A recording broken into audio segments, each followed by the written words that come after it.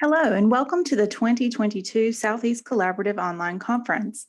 My name is Lauren Clossy, and I will be your host for this session entitled Graphic Bibliographies, Putting the Wow in Reader's Advisory. This event is supported through funding from the Library Services and Technology Act through the Institute of Museum and Library Services. Please feel free to ask questions or make comments in the chat or interact with other attendees and the speaker within the Whova app for this presentation. And now I'd like to introduce our speakers for this presentation, Victoria Lannetti and Sierra Sauls. Thank you for being with us. Hello everyone, my name is Victoria Lannetti and I am the Community Engagement Coordinator at Norfolk Public Library in Norfolk, Virginia. I have created roughly 75 graphic bibliographies in my time with Norfolk Public Library. Hi, my name is Sierra Sauls.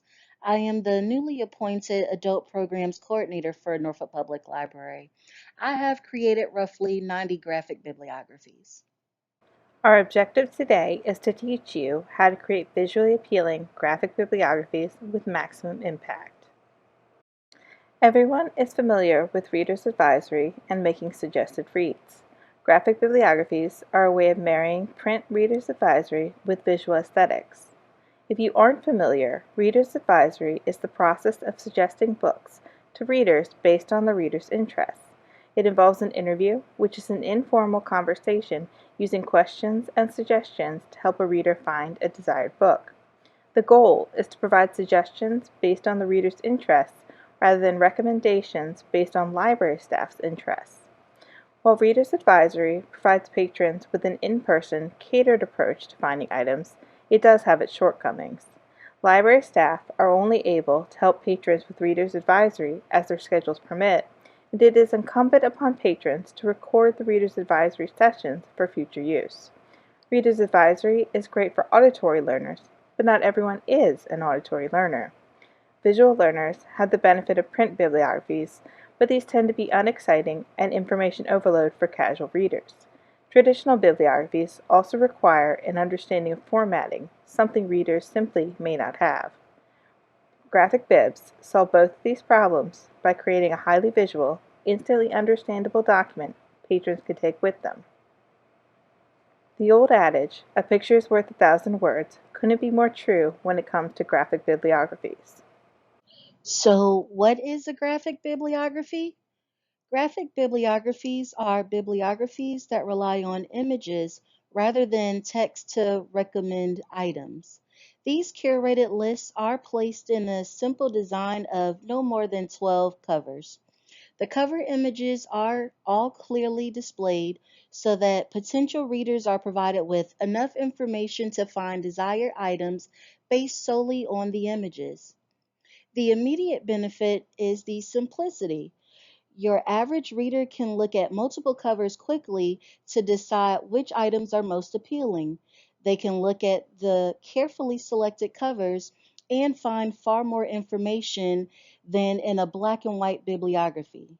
The library staff benefits in that they have these curated, interested lists on hand to be given out at a moment's notice. Best of all, it appeals to reluctant readers. Imagine how much more interesting a high schooler would find their required reading list if they had a myriad of covers to choose from instead of a list of words. I've been researching and I haven't come across anything quite like this. Here are some graphic bib examples. These are for a range of holidays, as well as adult and children's books. You'll notice that the template on the far right looks slightly different because it is meant for the dimensions of children's books. Here are some examples of social media graphic bibs. These have designs based on the dimensions of Facebook and Twitter posts. Because of this, they often have different numbers of book covers. Look at this traditional bibliography. It's black and white. It does have a lot of great information on it, but if you're not familiar with it, is it exciting? Is it interesting? It's a lot of words on a page, and it's kind of lacking color. There's no emotional pull that makes a reader want to look at this list. Now take this graphic bibliography. It is far, far more eye-catching than the black and white traditional bibliography. You can see that with the colors of the Pan-African flag, you can see that we're reflecting the Juneteenth celebration. The colors are really different and exciting. They're all sorts of different colors, all sorts of different fonts. You've got different images. This is really a work of art. It's a keepsake. A patron could pick this up from an outreach table or a circulation desk or as part of a program and really enjoy it and look at it for years to come. Let's take a look at this graphic bib created for Wright Brothers Day, which is on December 17th in case you were wondering. This day commemorates the first successful flights in a mechanically propelled airplane that was heavier than air. Because it is a casual topic, I was able to have fun with wordplay in the title. Look at the words I chose to highlight. Don't they remind you of flying? I changed up the font for keywords in order to make them stand out. I chose a cursive script because it reminds me of the planes that sky type. See the background I chose? The sky and clouds further drive the theme home. All of the titles I selected aren't necessarily about the Wright brothers, but flying in general. Since I took this creative liberty, I pulled my titles from a variety of genres: nonfiction, adventure, romance, etc. When arranging the book covers, I try to spread out covers that have similar shades. As you can see, I probably could have shuffled about one or two covers. I also prioritize my titles like my top 8. If you're from the MySpace era, you'll catch my reference. My favorite books go in the spots closer to the top. Now take a look at this graphic bib, simply titled France, Sister City Toulon. It is part of a series celebrating the partnership between Norfolk Public Library and Norfolk Sister City Association. The graphic bibliographies are created to accompany displays at NPL branches. Each one seeks to show the available titles related to a particular sister city. When creating graphic bibliographies for this partnership, I always strive to provide a balanced narrative of the subject that appeals to as wide a range of potential readers as possible. I am especially interested in avoiding stereotypical representations of the subject. Taking into account the limitations of our collection and the available literature on a particular subject, I prefer these graphic bibs to heavily feature our sister cities and regions. This graphic bib is about Toulon, France. Toulon is a city on the southern tip of the Provence region of France. Its connection with Norfolk, Virginia, home of the world's largest naval base and the U.S. Atlantic Fleet, is the military port of Toulon, currently the largest French naval base. Toulon is famous for its fountains, its old town, and the bagne of Toulon, the galley prison in which the fictional Jean Valjean of Les Mis fame was imprisoned. So here's the process. 1. The first step is research. I always do research on any subject for which I am creating a graphic bibliography. In this case, I looked up the sister city, its history, culture, geography, and connection to Norfolk. 2. Look for items specifically about the topic. In this case, our catalog has no items about the city of Toulon, France, so I move on to step 3. 3. Look for items about the region. There are many items on Provence in our catalog. 4. Look for items that provide a balance of topics. Many of the titles in my library's collection focus on food, art, fashion, and history. I made sure to look for and include activists, athletes, and military subjects. 5. Background. My initial choice for this piece was the grand fountain on the main square of Toulon, but rejected it after finding it was too hard to recognize behind the covers. Instead, I settled on the Provence lavender fields, recognized the world over as a sign of this area of France. The colors went well with the covers, and their purples, blues, blacks, whites, grays, creams, muted reds, and occasional yellows. Number 6. Rearranging covers. I like to move my covers about to create an interesting and varied assortment.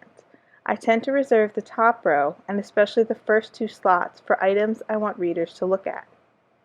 In this case, the first title is In the Land of Temple Caves, an introspective exploration of French history and art. The second title is where I really want to draw the potential reader's eye. All Blood Runs Red is the story of the first African-American fighter pilot who fought in the French Legion during World War I and became a minor celebrity in France. With its combination of military and African-American history, its stunning photo of the real-life Eugene Bullard, and its gut punch of a title, it is sure to catch the eye of someone who might otherwise pass over this graphic bibliography. Take a look at this Hispanic Heritage Month bib created by Raquel, our digital media and production team coordinator. You may want to be aware of your library's social media standards. Follow whatever guidelines that your city's PR or communication department has. You want to catch people's attention, but you don't want to do so offensively. You want to appeal to the masses as opposed to a few. The goal is to attract interest from people who aren't normally attracted to or aware of the subject. Avoid clickbait. Everyone's scrolling, so you may not want a catchy title. People are scrolling, so chances are people are only going to look for 5 seconds, so they may only be able to absorb 6 titles instead of 12. Make sure they pop. Do you stop and read every single thing, or only the things that catch your eye? Graphic bibs make for great supplementary material for displays, programs, special holidays, and events. They make for a great way to strike up conversations during outreach events. They can be included in email blasts or social media posts regarding related topics. How to make a graphic bib. Number 1, decide on your topic. Number 2, choose your template. There's more room for creativity in a social media bib. One that's being printed is more straightforward. Number 3, research your topic. Sarah likes to grab a variety of books that delve into older and newer items. For a Valentine's Day bib, she might use Pride and Prejudice. It's an old school romance, but it's still great. I, on the other hand, mostly care about research because I want to present a variety of informed positions on a given topic, and often my topics are sensitive or of a very particular nature. Number 4, look in your library's catalog. When it comes to the catalog, Sierra likes to use books that are heavily circulated and that have multiple copies. It's a bummer to have a book on a recommendation list and a patron not be able to check it out due to it being the only copy in use. Number 5, you may need to widen your search. This is largely a problem for narrow topics. For example, our library system has a limited number of titles on Ghana and by Ghanaian authors. If I were to create a graphic bibliography about Norfolk's sister city of Tema, Ghana, I would quickly find that we have no books specifically about that city, but we do have books on the region in which it is located and the country as a whole.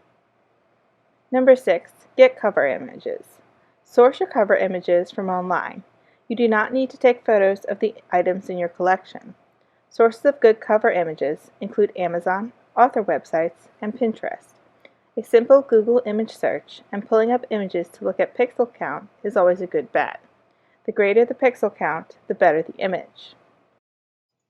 I try to avoid something that is over the top.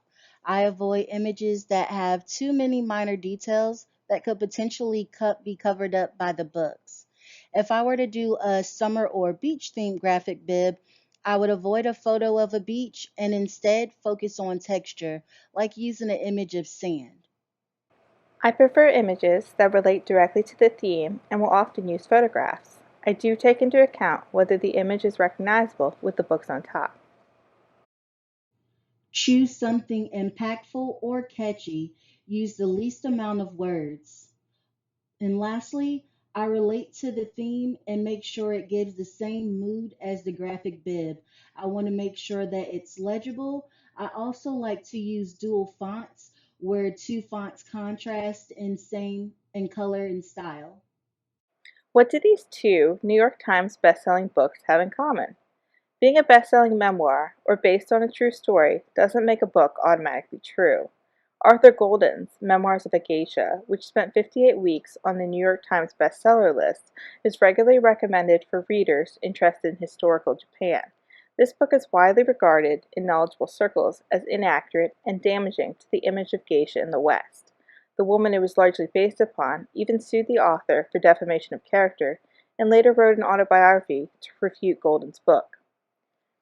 Perhaps more famously, James Frey's A Million Little Pieces was a smash hit Oprah's Book Club selection and New York Times bestseller. In 2006, after a 6-week investigation, it was found that the memoir was largely fabricated. Be mindful of what you are suggesting. Although you may not have a chance to read all of the books on your graphic bib, you should research them. Look at reviews, negative press, even lawsuits regarding titles. Particularly for nonfiction titles, if you find that you have controversial books, for instance weight loss and diet books, and are not going to put a disclaimer, I would suggest not adding them. You want your readers to be able to trust that you are suggesting books that accurately represent the theme. Remember, this is still reader's advisory. Your readers are taking your opinion. Graphic bibliographies are a visual representation of that. You want your readers to be able to trust your opinion. Things to consider. The goal of a graphic bib is simply to catch the reader's attention. There are several ways graphic design principles can be applied. These include intriguing titles, specific covers, impactful background images, and font choices in the title of the graphic bib. During these next few slides, we'll go over how to create intriguing titles to further captivate our audience. You only have a few words to drive your point across, so your title must pack a huge punch. It may seem corny, but some cliche sayings or popular phrases would make good titles. Alliteration is a great way to catch your audience's attention, using wordplay such as perfect instead of perfect. If your bib is about cats, bibs regarding serious, heavy topics are the exception, however. When dealing with serious topics such as racial inequality, you may want to stick with a title that is straightforward. The theme would simply say racial inequality.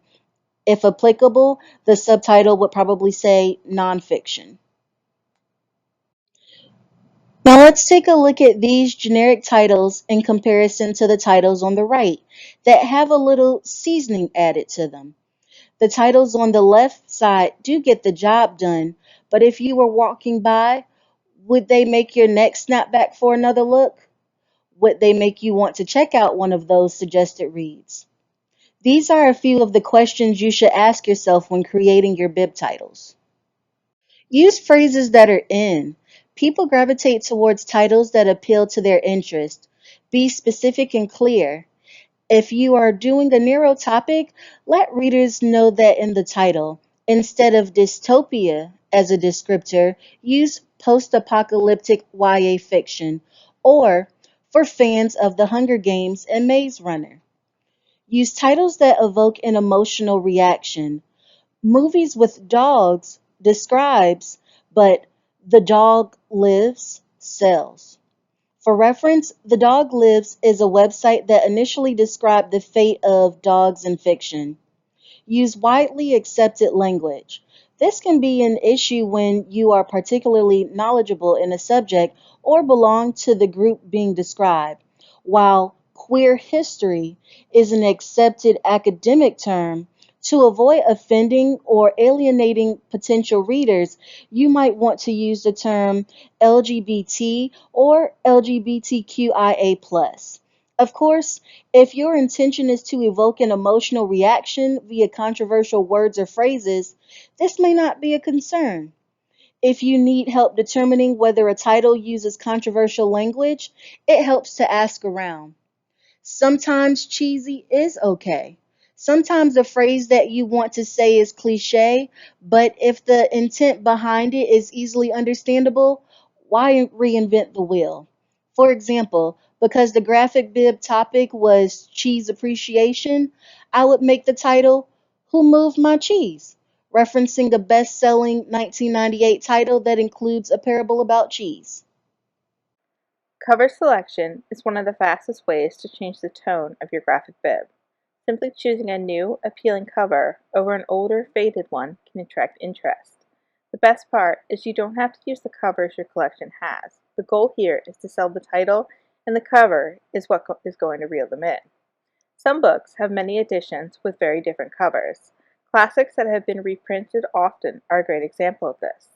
As you can see here, 1984 has many different covers, some a bit more striking than others.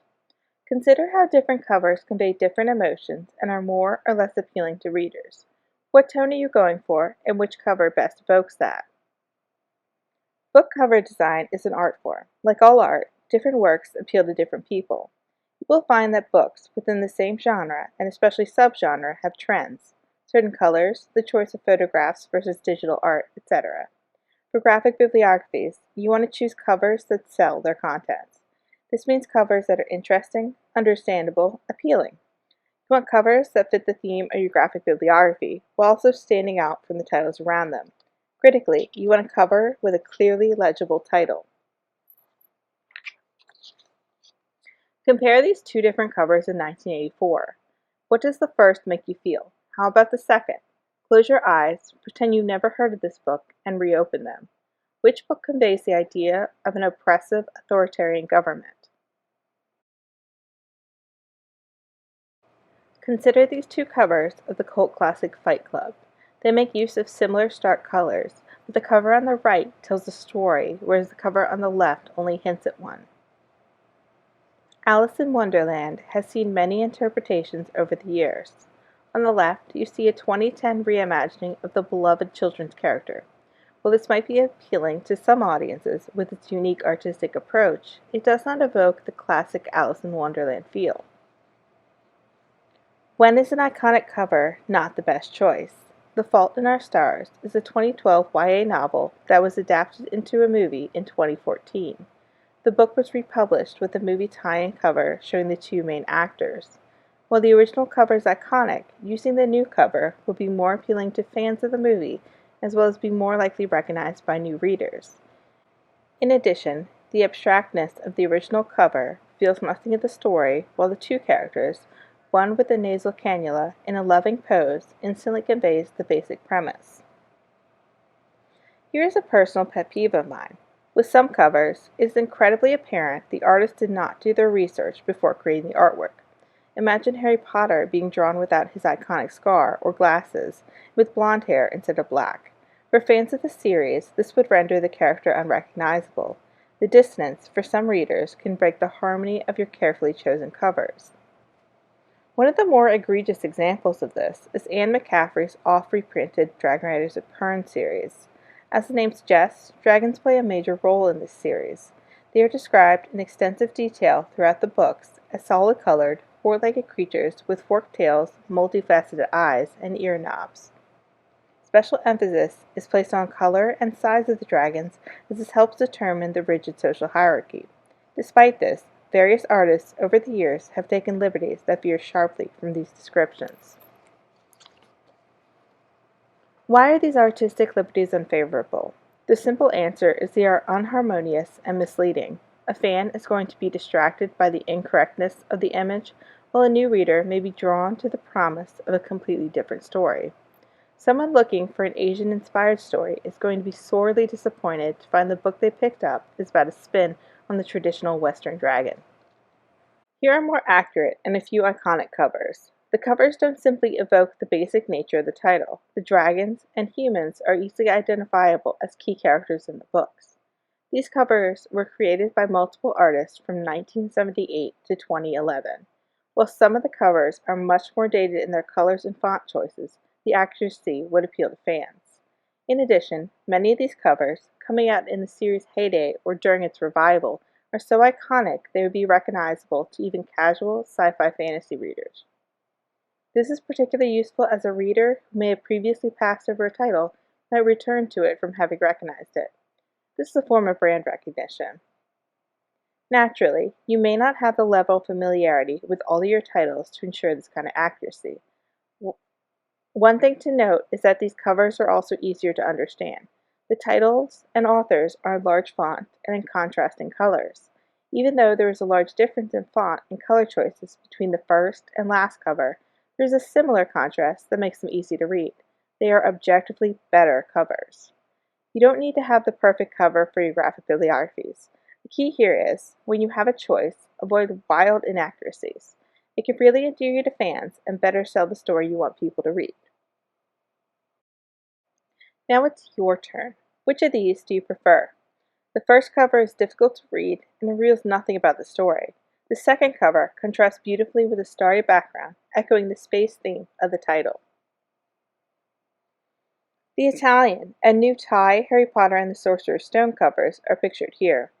The Harry Potter series has seen its fair share of interesting art interpretations, but the original Italian cover sticks out for having almost no connection to the actual story. In addition, the green of the font is not harmonious with the rest of the cover. Overall, the cover is unappealing.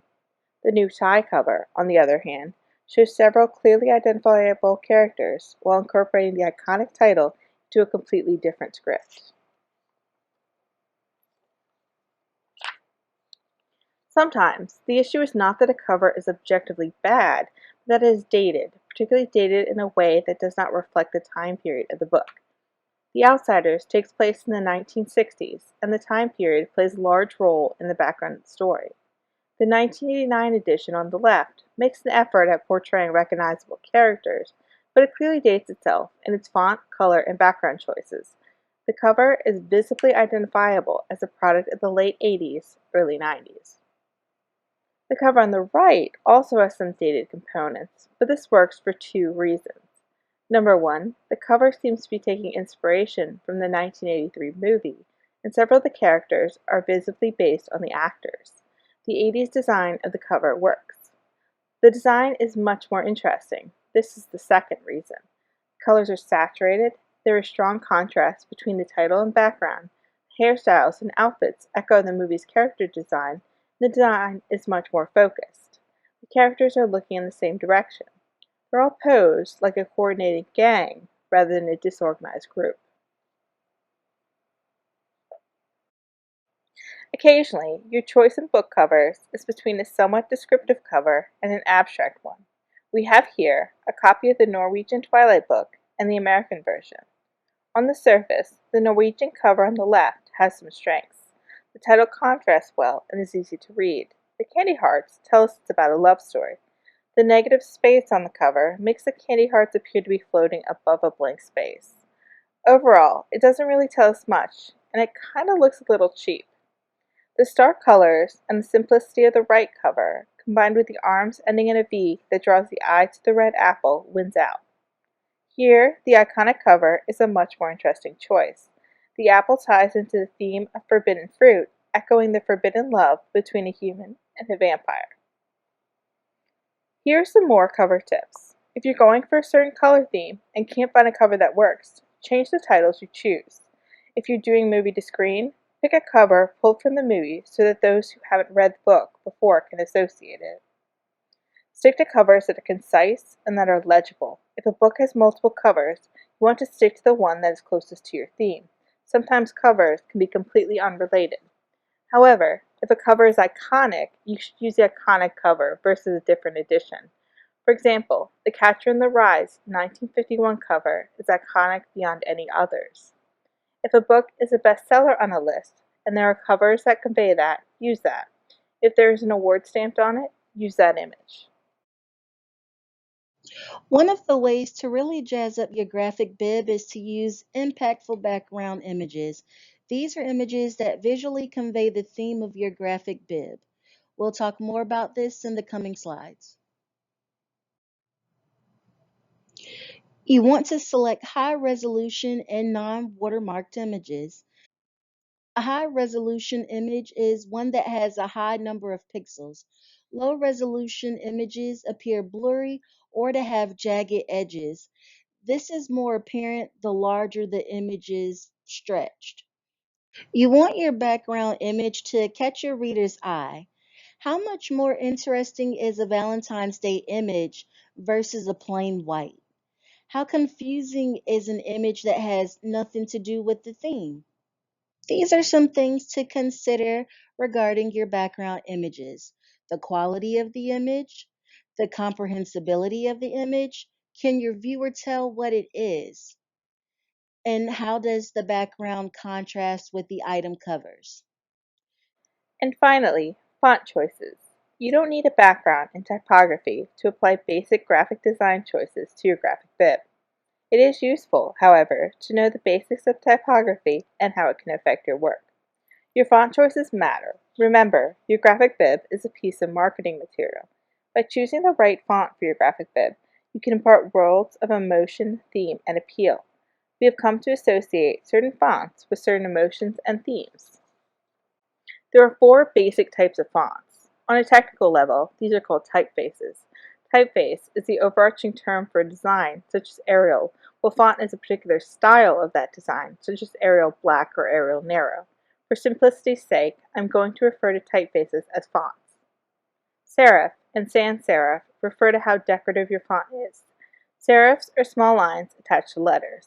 Using serif fonts conveys a sense of authority, professionalism, and timelessness, but it can also appear outdated. Sans serif fonts feel more modern. They are minimalist and considered more legible than serif fonts. Script fonts mimic calligraphy and handwriting.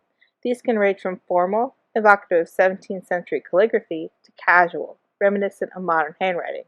Finally, decorative or display fonts work best as headers or signs.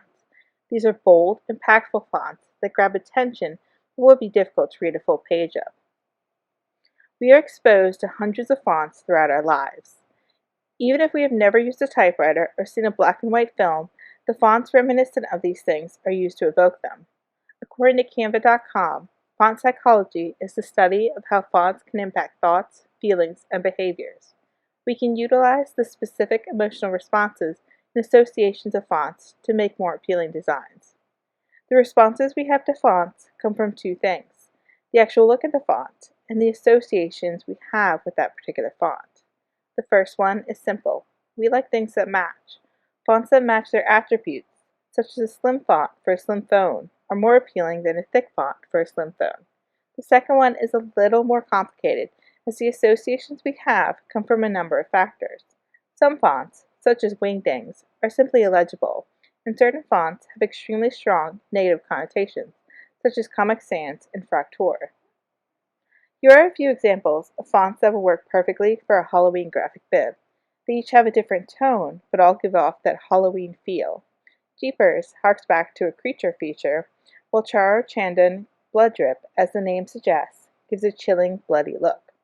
Rubik Beastly is fuzzy like a monster, while Black and White Picture evokes the early era of black and white film.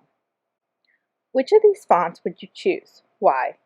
You're relying on each piece of this bib to speak for you. Every part counts. You want to use a font that evokes the same emotion that your graphic bib does. For instance, when doing a graphic bib about the holiday of Ramadan, using a font that is reminiscent of a Middle Eastern font would be a great choice. Similarly, for a graphic bib about Halloween, using a font like Chiller would be more impactful than a font called Curls. What makes a good font? You want to use a font that is legible, pertinent to your theme, and free of negative connotations. The most important thing is always legibility. If your potential reader can't read your title, they are not going to pick up your graphic bib. Using fonts that fit the theme helps cement everything together. Finally, you want to avoid negative connotations. Many of the negative connotations certain fonts have are due to overuse. Comic Sans, Papyrus, and Times New Roman were at one time so ubiquitous that people began to tire of them. Other fonts simply have a very specific relationship in many people's minds. Fraktur is a family of fonts that are based on the standard font for the German language between the 1500s and 1941. While it is excellent for many Germanic themes, such as Oktoberfest, it has strong connotations with Nazi Germany, and outside of a Germanic theme will be ill-advised. In general, I would recommend avoiding Fraktur even in a suitable context due to its low legibility for those unfamiliar with it. There are many internet articles about fonts to avoid. The best rule of thumb is to concern yourself with what you want your readers to get out of your graphic bib. Can they read it, and does it fit the theme? Be familiar with fonts with strong connotations, but as long as it meets the first two criteria, the third will usually not be a problem. To illustrate these three principles, let's take a closer look at Fraktur. Fraktur, as I mentioned earlier, is a family of black-letter fonts based on the standard fonts for the German language from the 1500s to 1941. The name Fraktur comes from the Latin word for broken, and the font family is commonly known as broken script in German. This font hits all three major points of legibility, context theme, and negative connotations. 1. Legibility. Fraktur is not an easy font to read for those unfamiliar with it. Capital A looks like a U, capital O is only slightly distinguishable from D, and I and J are near twins. There's also a lowercase k that resembles an F or a T, and an affinity for the long S, which resembles nothing so much as a lowercase f.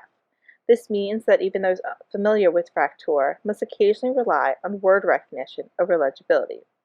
2. Fraktur's distinctive nature means it is best fit for German-centric contexts and themes. Fraktur is associated with Germany, Germanic languages, beer, Oktoberfest, and especially the German state of Bavaria. It is difficult to use Fraktur without evoking one of these associations.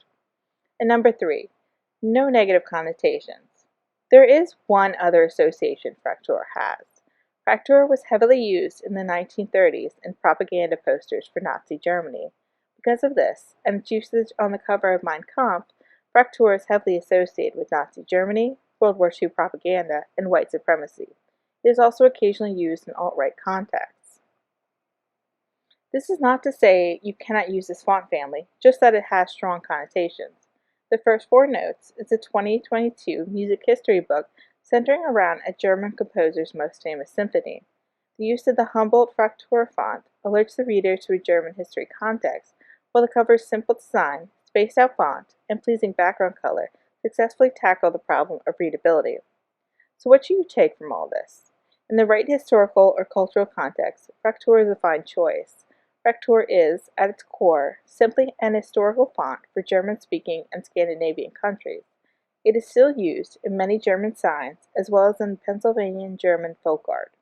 It is also a popular font for beer company labels and Oktoberfest signs. The important part is to recognize that fonts are much more than letters. Their associations can overpower the message you are trying to get across, so it's important to be aware of what your font conveys. Most of all, though, make sure your reader can read it. Where can you find new fonts? You don't have to limit yourself to just the fonts you can find on Microsoft Office. There are many fonts available online that you can use in your work. Here are a couple websites you can use. These websites will help you identify fonts. You can browse fonts used in various eras or match similar fonts to an image. Now that you've heard this in-depth tutorial on how to create a graphic bibliography, watch as Tori puts it all into action. Alright, so I'm going to show you guys how to create a graphic bibliography using the template we are going to provide you with. This template is designed specifically for Norfolk Public Library, but you can edit it for your own usages. We do have this anchor here at the bottom, but you can get rid of that. So the first thing I'm going to do is I'm going to figure out my subject for this. That is going to be the National Book Awards. So I have that pulled up over here. I have all the different ones from 2021 all the way back to the beginning. So what I'm going to do is I'm going to pick a couple of them because I want to showcase the different options you have available. What I'm going to do here is just going to right click on the image, press copy image. Then I'm going to go back to the publisher document, right click, and press paste. So I'm going to keep doing this, picking the different images that I want to use.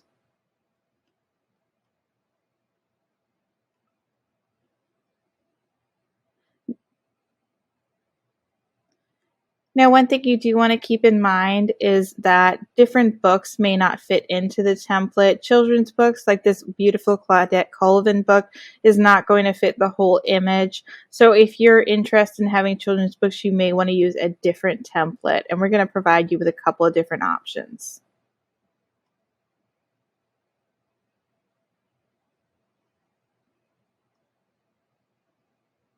So I'm going to keep going until I fill this up. Now, normally I would be looking at my catalog, but for these purposes, we're just going to be showing all the different books that have won this particular award.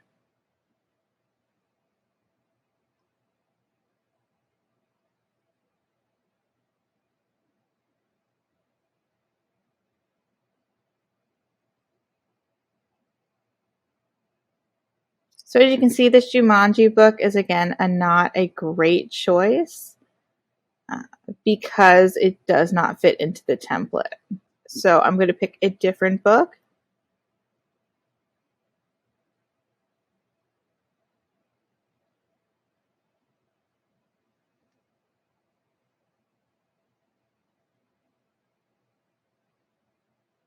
And one thing I am looking at is what is the quality of the images. This is just what is available on the National Book Award website.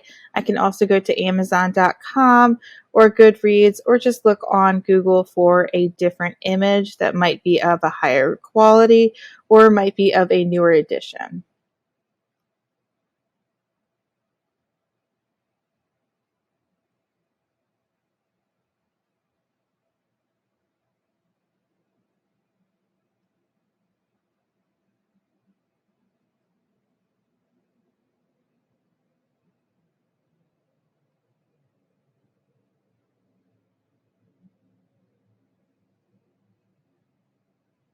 So now I just need to fill in the last few, and then we can move on to the next part.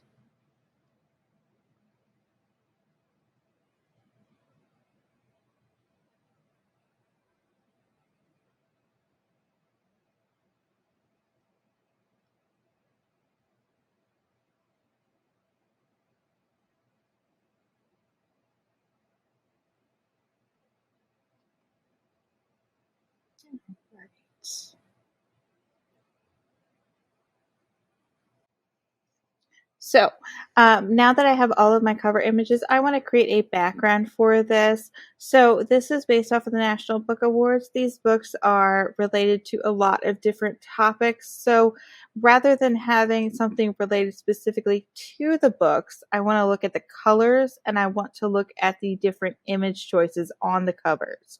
For example, I see reds, I see yellows, I see white, I see black, and I see a couple of more muted tones. So for this, I might want a simple background. One thing I like to do is put a text box in to help contrast the background with the covers. And otherwise, you can have the title and any information you have up top kind of blend in. So what I do is I draw the text box, go to shape format, make the shape fill white, and then I send it backwards. Send it all the way to back. Now that I have my text box in place, what I want to do is I want to emulate the yellow that is on the Tree of Smoke in Hell of a Book covers. So I'm going to go to Page Design, Background, More Backgrounds. We're going to do a solid fill, and we're going to use a lovely yellow gold. So you can see how this text box helps keep the title and available for checkout at MPL sections visible. I'm going to actually make the text box a little bit bigger to have a little bit more white. So now that we've created our background, and you can go a lot more in depth with this background, I just wanted something a little bit simple. I'm going to choose my title. So these are National Book Award winners. So I'm going to title it National Book Awards. Available for checkout at MPL. It's simple, but if you want to, you can go a lot more in depth, but right now we're just going to choose that. Now I'm going to choose my font. So let's go back to the website, and we're going to look at the font that they use. So they use a rather thin font, and they like to use two different colors. So I can actually utilize some of this. So I have a very thick font here, so we're going to go to the different fonts available to us and find something a little bit thinner.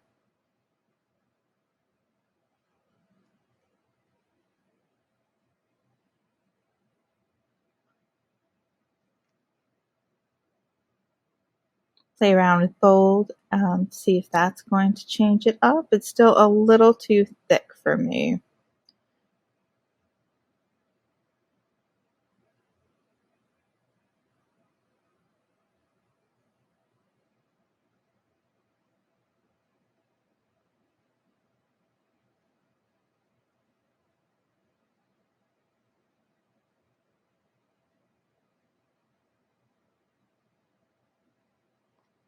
All right, now I'm just going to play with that text box in the back.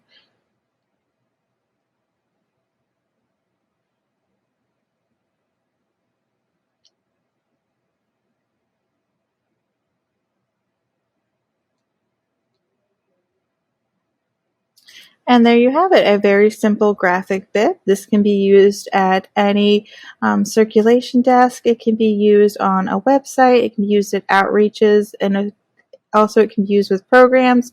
It's a really great tool to use for Reader's Advisory. And this concludes our presentation on graphic bibliographies, putting the wow in Reader's Advisory. Thank you.